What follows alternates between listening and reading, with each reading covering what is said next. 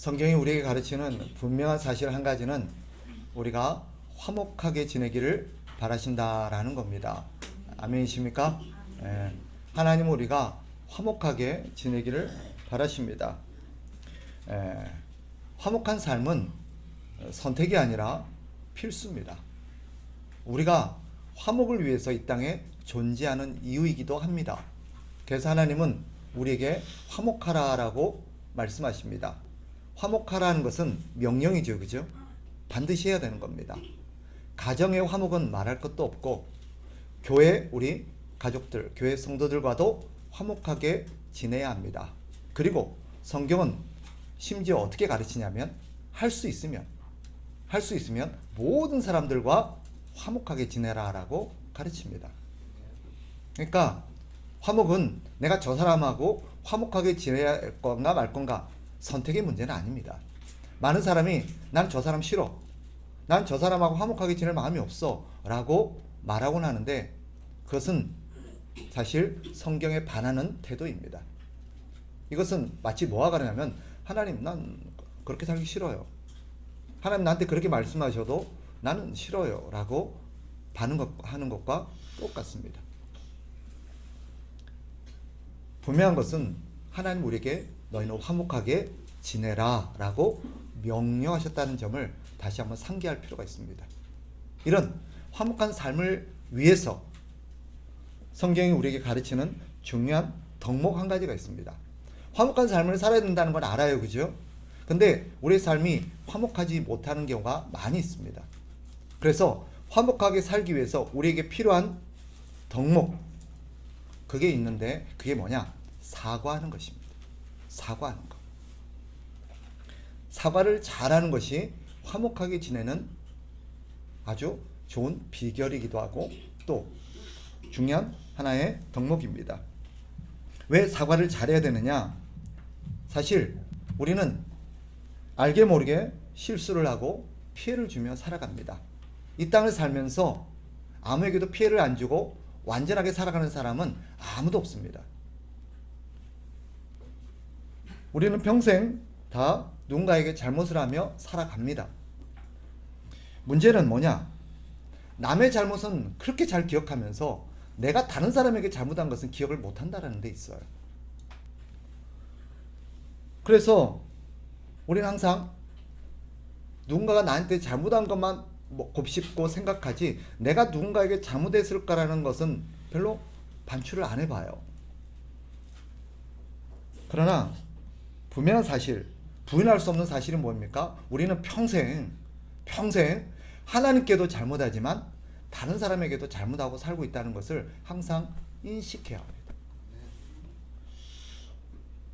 그리고 우리가 경험하다시피 대부분 우리가 인생에서 겪고 사는 대부분의 문제는 사실 다른 사람에게 잘못하고 살고 있기 때문에 겪는 문제들입니다.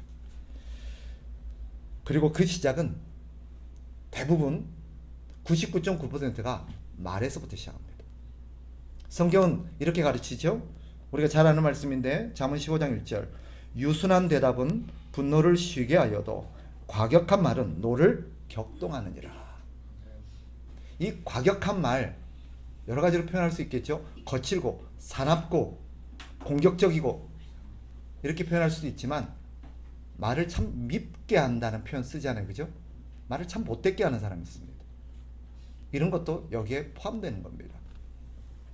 이런 사소한 말 한마디가 사람과의 관계를 악화시키곤 합니다. 내용도 내용이지만 그 내용이 틀리지 않았다 할지라도 그 말투 때문에 사람의 관계가 깨어지곤 합니다. 그런데 이런 악화된 상황, 깨어진 관계, 또 불편해진 이 관계를 반전시킬 수 있는 길이 뭐냐? 사과하는 것입니다. 문제는 뭐죠? 사과가 얼마나 중요하고 사과를 해야 된다는 것은 알지만 사과하기가 힘들어요. 쉽지가 않습니다. 그래서 어떤 사람은 말하기를 세상에서 가장 힘든 것이 다른 사람에게 사과하는 일이다 라고 말하기도 합니다. 생각해 봅시다. 사과를 해야 되겠는데 또 사과를 해야 된다는 건 아는데 왜 이렇게 사과하는 게 힘들까요? 네, 맞습니다. 가장 첫 번째 문제가 자존심 때문입니다. 건강하지 않는 빗나간 자존심. 자존심이 뭐죠? 자존심을 풀이해보면 자기를 귀하게 여기는 마음입니다. 자기를 귀하게 여기는 마음이 잘못된 것은 아니죠. 그죠? 그러나 빗나간 어떤 태도로 자기를 비정상적으로 귀하게 여기는 마음이 문제가 되는 것입니다. 이런 자존심은 어떤 마음을 갖고 있냐면 상대에게 무시당하고 싶지 않아 하는 마음을 갖고 있습니다.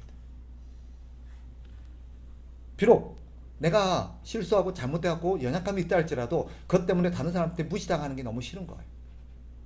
그래서 이런 마음은 어떻게 나타나냐면 다른 사람에게 자신의 결함을 인정하고 싶어 하지 않습니다. 자기가 잘못했다는 걸 인정하고 싶지가 않은 거예요. 그런데 우리가 알듯 이런 빗나간 자기 사랑이 자기 일을 망칩니다. 자기를 귀하게 여기고 자기를 소중하게 여기는 그 마음이 오히려 자기를 해치고 망친다라는 데 문제가 있어요. 그것 때문에 결국 우리는 다른 사람에게 내가 귀하게 여김을 받고 싶어 하지만 오히려 이 태도가 다른 사람으로부터 내가 귀하게 여김을 받지 못하게 하고 있다는 것을 우리가 놓치고 삽니다. 내가 자신을 귀하게 여기면 여길수록 아이러니하게도 다른 사람은 나를 귀하게 여기지 않습니다. 세상은 이렇게 가르치죠. 네가 너 자신을 귀하게 여기지 않는데 누가 너를 귀하게 여기겠냐? 너부터 너를 귀하게 여겨야지. 이런 말 많이 듣잖아요. 그죠? 근데 실제로 그럴까요? 나는 소중해. 나는 소중해. 나 귀하게 여겨줘. 이러면 어때요? 밥맛이야 이러죠. 누가 그랬습니까? 나는 소중하니까 나 귀하게 여겨줘. 나부터 줘. 나를 제일 소중하게 여겨줘. 그러면 여러분 맞아. 당신이 제일 소중해. 당신을 제일 귀하게 여겨. 이렇게 나옵니까? 사실 진짜로 자기를 귀하게 여기고 자기를 소중하게 여기는 길은 뭐냐? 자기의 연약함을 인정하고 다른 사람한테 사과할 줄 알 때입니다. 사과는 자기를 존귀하게 지키는 용기 있는 태도입니다.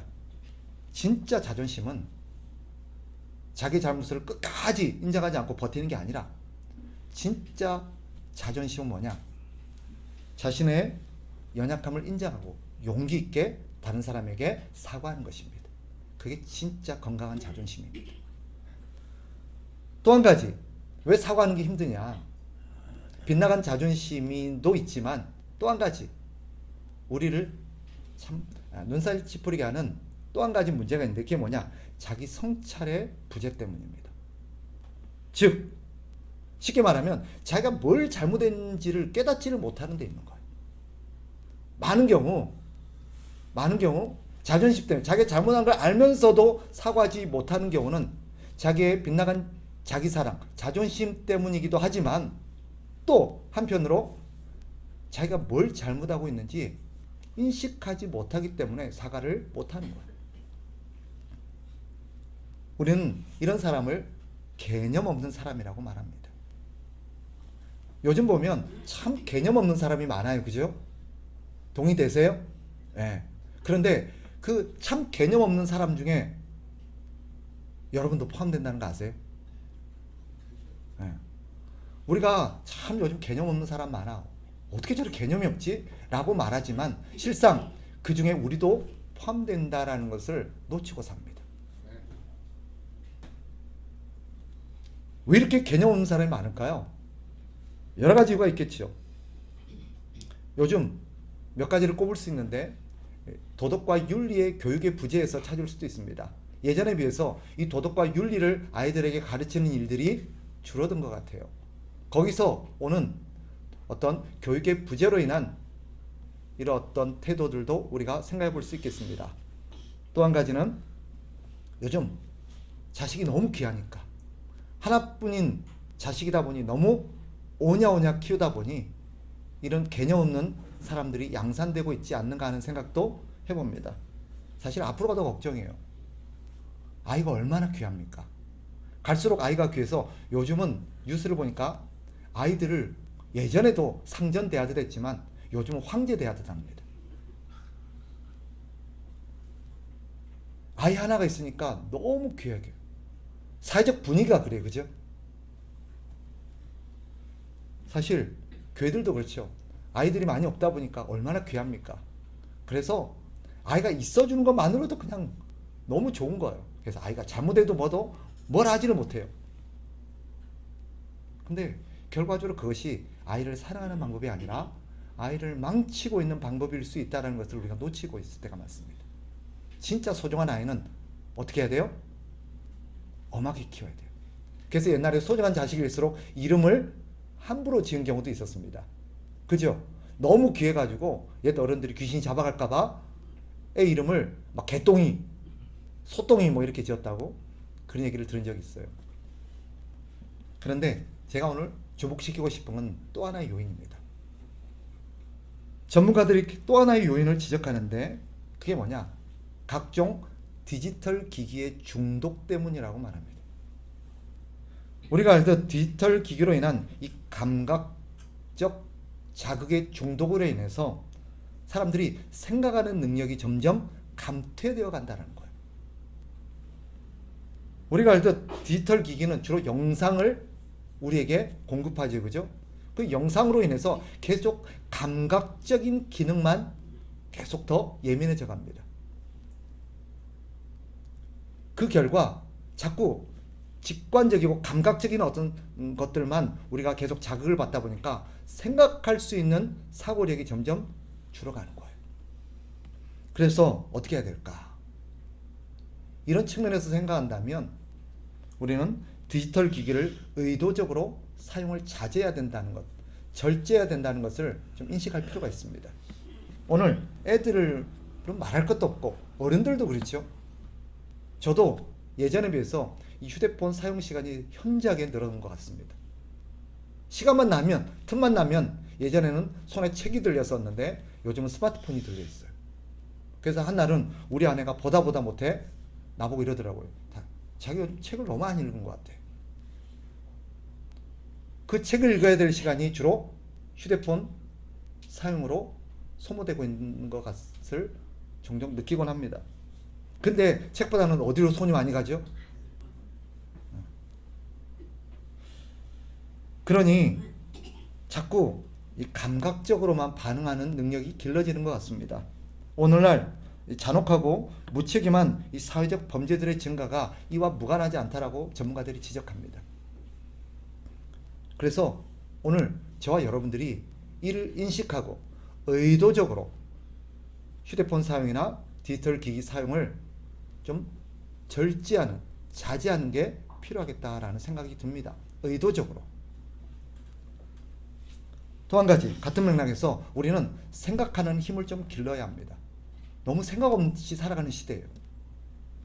그러니까 생각을 키우지 않고 생각을 자꾸 우리가 길러내지 않으면 뭐가 강해지는 줄 아세요? 감정이 강해집니다. 감정. 그래서 감정적으로 반응을 하는 거예요. 생각으로 반응하는 게 아니라 감정으로 반응하다 보니까 자꾸 함부로 말이 나가고 이렇게 무례한 태도가 나오고 다른 사람을 전혀 배려하지 않는 그런 개념 없는 삶이 나타나기 시작하는 것입니다. 이런 생각하는 힘을 기르기 위해서는 생각하는 습관을 자꾸 길러야 합니다. 의도적으로.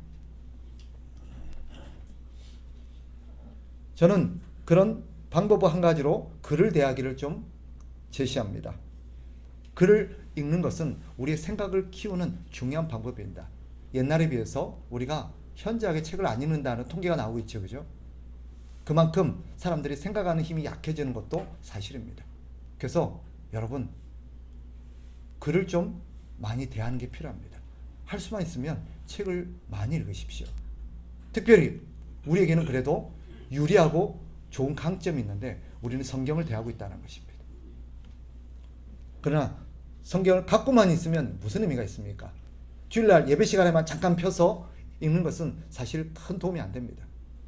성경을 의도적으로 읽고 그 내용을 해석해내고 그것을 내 삶에 적용하기 위해서 생각하는 시간들이 필요합니다. 이것을 의도적으로 우리가 기르기 위해서, 키우기 위해서 우리는 큐티라는 걸 합니다. 매일매일 짧은 본문이지만 그 본문을 읽고 그 본문을 통해서 해석해내고 그 본문을 통해서 내 삶에 어떻게 적용할 것인가를 생각하는 것은 우리의 생각하는 힘을 길러내고, 그 과정 속에서 우리는 감정적으로가 아니라 이성적으로 자꾸 반응하는 그런 능력이 함양됩니다. 그래서 여러분들이 이런 것들을 의도적으로 노력하는 것이 필요하다는 것을 말씀드립니다. 인간이 동물과 다른 점이 뭔지 아세요? 생각한다는 거예요. 생각한다는 거. 근데 오늘 동물과 방불한 사람들이 많아져 가는 것 같습니다. 다시 본 주제로 돌아와서 우리는 그래서 이런 다른 사람에게 올바로 사과하고 바르게 사과를 잘하기 위해서는 이런 의도적인 훈련들이 필요합니다. 그러나 한 가지 더 짚고 넘어갈 게 있습니다. 사과하는 것에 있어서 잘못을 범한 것도 우리가 마음을 상하게 하지만 그 이후에 잘못된 반응이 다른 사람을 더 마음을 상하게 한다는 것, 우리는 좀 생각해야 합니다. 잘못을 했다 할지라도, 우리는 누구나 잘못하고 살아가요, 그죠? 잘못을 했다 할지라도 그 잘못한 이후에 우리가 어떤 태도를 보이느냐에 따라서 그 마음이 풀어지기도 하고 더 마음이 상해지기도 합니다. 그러니 잘못을 범했느냐 하는 문제도 중요하지만 잘못을 범한 이후에 우리가 어떠한 태도를 보이느냐가 굉장히 중요합니다. 그런 측면에서 우리는 사과를 잘하는 게 너무너무 중요합니다. 잘못을 인정하고 사과하는 것은 절대 부끄러운 게 아닙니다. 뭐가 부끄러운 거죠? 잘못하고도 인정하지 않으려는 게 진짜 부끄러운 거예요. 이와 관련해서 좀 더 깊이 생각해 보셨으면 하는 게 뭐냐면, 사과하지 않는다는 게 무슨 의미인지 혹시 인식하십니까? 왜 사과하지 않는가를 떠나서 사과하지 않는다는 게 상대에게 어떤 시그널을 주고 어떤 메시지를 주는지 혹시 인식하고 계십니까?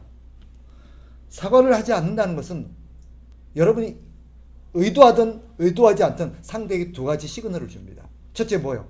상대를 무시합니다. 난 당신의 감정, 당신의 생각, 나는 상관없어, 개의치 않아 라는 시그널을 줍니다. 내가 이토록 아프고 내가 이토록 속상하고 이토록 힘든데 사과하지 않는다? 뭐요? 난 신경 쓰지 않겠다는 거예요.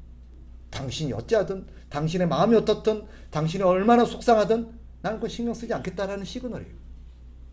또 한 가지, 어떤 시그널을 줬냐? 이로 인해서 나는 당신과의 관계가 깨어져도 상관하지 않겠다. 당신은 내게 있어도 그만, 없어도 그만이라는 그런 시그널을 주는 거예요.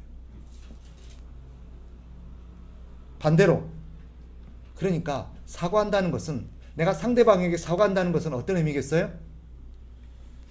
내가 당신을 귀하게 여기고 있다. 당신을 존중하고 있다라는 뜻입니다. 이게 사과의 의미예요.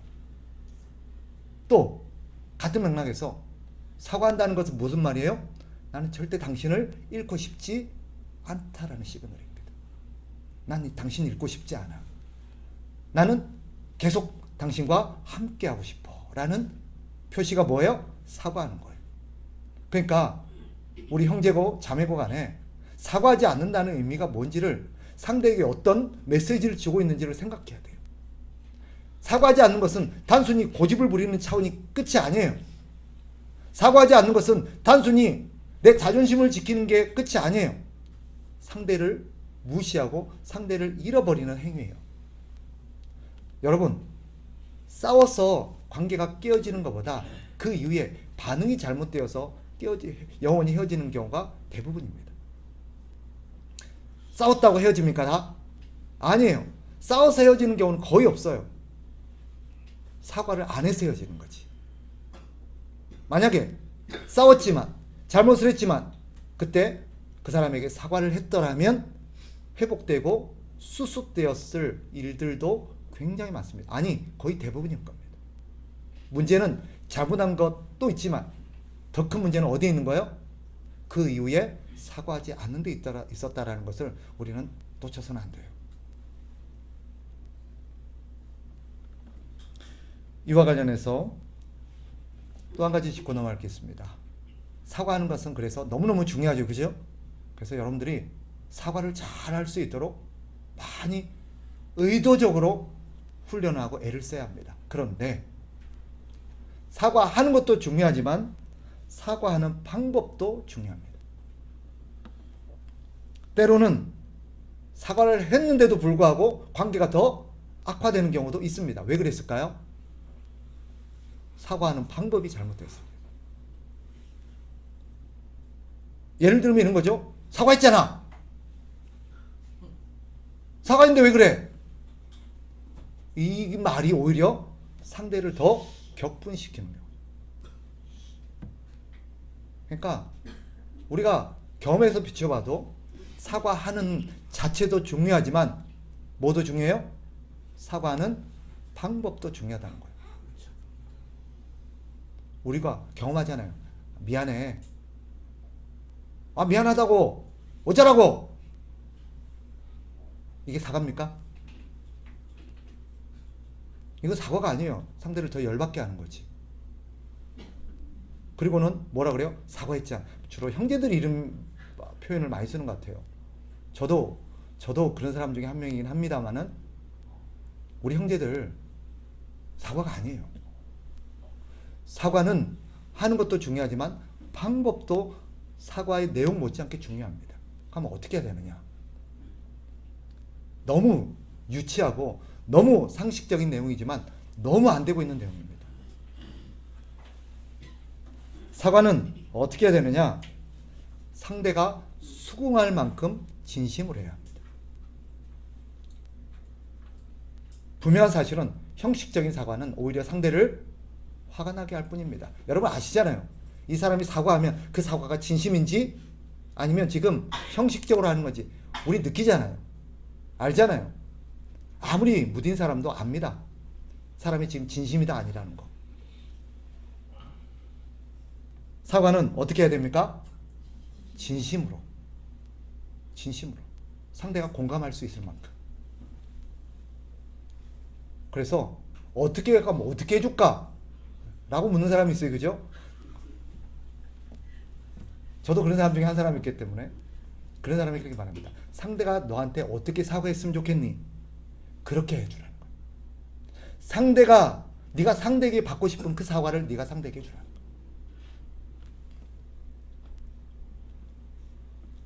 유치하게 이럴 때는 이렇게 하고 그건 어린아이한테 가르치는 거죠. 중요한 거는 사과하는 어떤 내용과 태도. 근데 그 안에서 우리가 놓치지 말아야 될 핵심은 뭐예요? 진심이라는 것입니다. 진심. 내가 정말 내가 잘못한 것을 인식하고 있다는 거예요. 내가 정말 네한테 잘못했다는 걸 내가 인식하고 있고 내가 뭘 잘못했는지를 인식하고 있고 그것이 너에게 정말 잘못된 행동이었다는 것을 내가 반성하고 있다는 것을 알려주는 것입니다. 그래서 제가 종종 그런 표현을 썼는데 예전에 초기에 결혼 초기에 우리 아내가 다투게 되면 제가 사과를 하잖아요. 여보 미안해. 그럼 우리 아내 꼭 물어요. 뭘 잘못했는데? 이때 이제 남자가 이제 마음이 확 이제 이런. 지금 사과하는데 지금 따지는 거잖아요 지금. 그럼 막 부글부글 끓어올죠. 사과하는 입장에서. 근데 뒤에 제가 철이 들어서 깨달았습니다. 아, 저 질문이 뭔지를 알았어요. 그 질문이 뭐예요? 내가 뭘 잘못하고 있는지 인식하고 있는지를 알고 싶은 거예요. 그냥 형식적으로 미안하다고 빨리 서먹서먹하고 불편한 관계가 싫어가지고 이걸 빨리 수습하고 싶어서 내뱉는 말이 아니라 진심으로 저 사람이 내가 뭘 잘못하고 있는지 내가 인식하고 있는지를 알고 싶어 하는구나 하는 걸 알게 되는 순간 사과하는 방법이 바뀌었습니다. 아까 내가 이렇게 얘기한 거 내가 잘못한 것 같아. 그건 내가 정말 잘못했어. 미안해. 그러니까 우리 아내 말이 바뀌더라고요. 알긴 안 해. 이게 무슨 뜻이에요? 이제는 내가 네 사과를 내가 받을 마음이 있다라는 것을 어필하는 거겠죠. 물론 제가 바라는 거 더 친절하게 대해주기를 바라는 거지만 어쨌거나 사과는 어떻게 해야 된다? 상대가 수긍할 수 있을 만큼 진심으로 해야 된다. 두 번째, 또 하나 사과에 있어서 사과는 어떻게 해야 되냐? 사과는 빠를수록 좋다는 것입니다. 타이밍을 놓치면 어떻게 되죠? 사과하기가 더 힘들어집니다. 그리고 타이밍을 놓치면 사과할 기회를 잃어버리는 경우도 있습니다. 어떤 사람은 고민하다가 허송세월 다 보내요. 사과는 해야겠는데 어떻게 해야 될까? 언제 하면 될까? 네, 그 고민하다가 한 달, 두 달 가서 결국 사람 떠나버리는 경우도 있습니다. 진심으로 사과하는 것도 중요하지만 뭐도 중요하다? 타이밍도 중요하다. 사과는 따라합시다. 빨리 해야 된다. 네, 빨리 해야 됩니다. 잘못하고 나서 막 스피드 있게 빨리 하는 그런 의미가 아니죠. 네, 너무 시간이 지체되면 안 된다는 것입니다. 한 가지, 이 사과와 관련해서 우리가 또 하나 짚고 넘어가야 될 점이 있습니다. 사과하는 사람이 갖고 있는 주로 오해인데 뭐냐면 내가 상대에게 사과하면 상대가 내 사과를 받아줘야 될 의무가 있는 것처럼 생각할 때가 있습니다. 아닙니다. 내가 사과하면 상대가 내 사과를 받아줘야 될 의무가 있다라고 생각하면 안 됩니다. 사과는 내 의무입니다. 내가 사과했다고 상대가 화를 풀어야 될 의무가 있는 것은 아닙니다. 사과를 했음에도 상대가 화를 안 푼다고 오히려 화를 내는 사람이 있어요. 그죠? 아까 말씀처럼 그것은 차라리 사과를 안 하는 이만 못하게 되는 경우도 있습니다. 그러니까 어떻게 해야 될까요? 기억하십시오.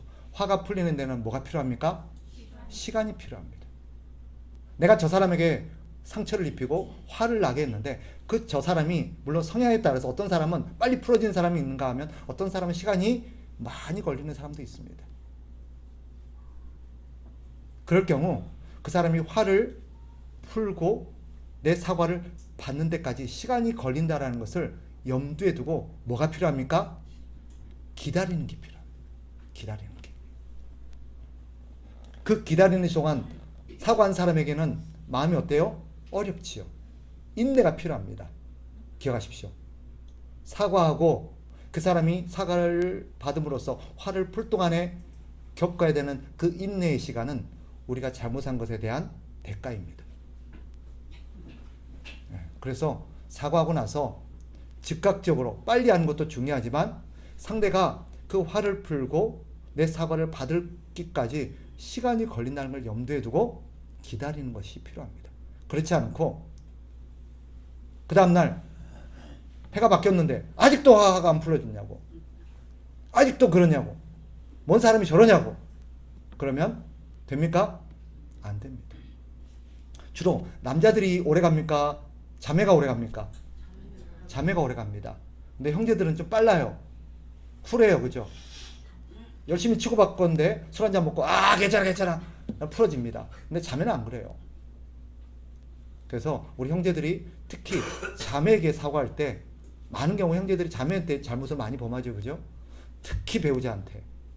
그래서 여기는 저를 포함해서 우리 남편들이 아내에게 사과함에 있어서 오늘 이런 원리들을 좀 잘 생각해야 돼요.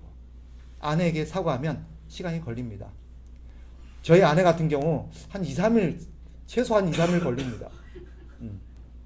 2, 3일 걸립니다. 그래서 2, 3일 동안은 제가 어떻게 눈치를 보고 이렇게 숨을 적게 쉽니다. 네. 기다림이 필요해요. 자, 그런데 신자는 사과를 하는 것도 중요하지만 사과를 받을 줄도 알아야 합니다. 네. 그리스도인은 상대가 진심으로 사과할 때 용서를 베풀 마음을 가져야 됩니다. 성경은 사과하는 것도 우리에게 명령하지만 용서도 명령하고 있다는 것을 여러분들이 기억하셔야 돼요. 들어보세요. 서로 친절하게 하며 불쌍히 여기며 서로 용서하기를 하나님이 그리스도 안에서 너희를 용서하심 같이 해주세요 할까요? 하라 할까요? 하라요. 명령입니다. 용서 역시 사과가 하나님의 명령이듯 용서도 하나님의 명령이라는 걸 우리가 종종 놓치고 살아요.